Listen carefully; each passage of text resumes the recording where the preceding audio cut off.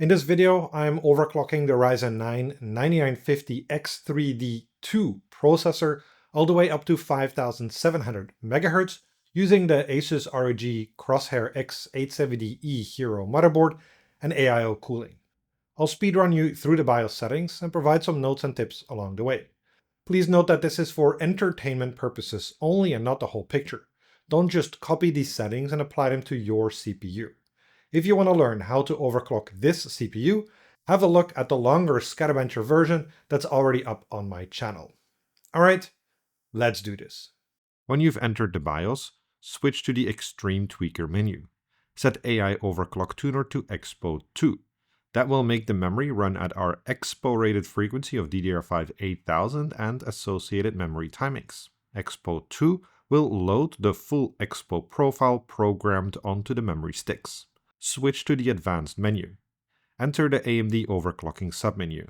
This will provide us with all the advanced AMD CPU overclocking tools. Enter the Precision Boost Overdrive submenu. Here we can use the AMD Precision Boost Overdrive 2 toolkit to increase the power, current and frequency headroom of the Precision Boost 2 boosting algorithm. Set Precision Boost Overdrive to Advanced. Set PBO limits to motherboard. This adjusts the PBO platform parameters, PPT, TDC, and EDC, according to the motherboard auto rules. On this motherboard, we find that the following values have changed.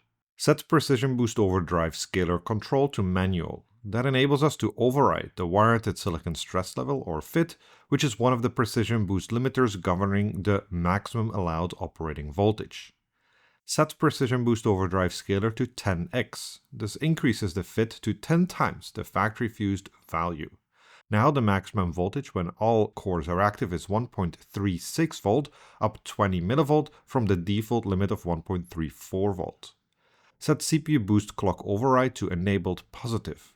That unlocks the ability to increase the CPU's programmed Fmax, or maximum frequency, up to 200 MHz in steps of 25 MHz, at least on the BIOS side, because this parameter is actually programmable in steps of 1 MHz. Set Max CPU Boost Clock Override to 200.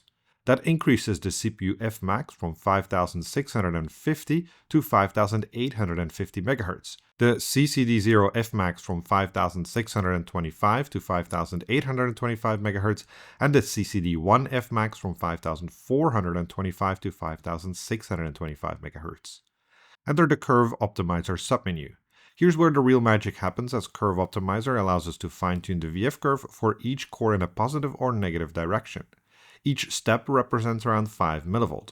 On Ryzen 9000 processors, we can set the Curve Optimizer for all cores, per CCD or per core. Set CCD0 and CCD1 Curve Optimizer sign to negative.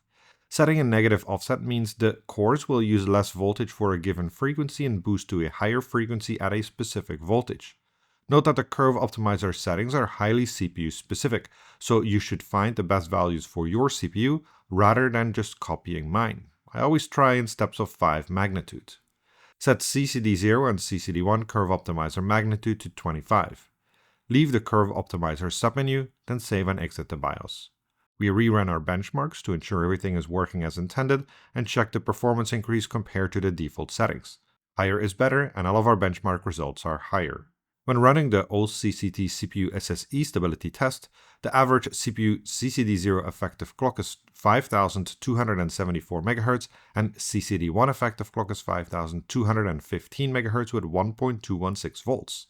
The average CPU temperature is 92.2 degrees Celsius. The average CPU package power is 302.7 watts.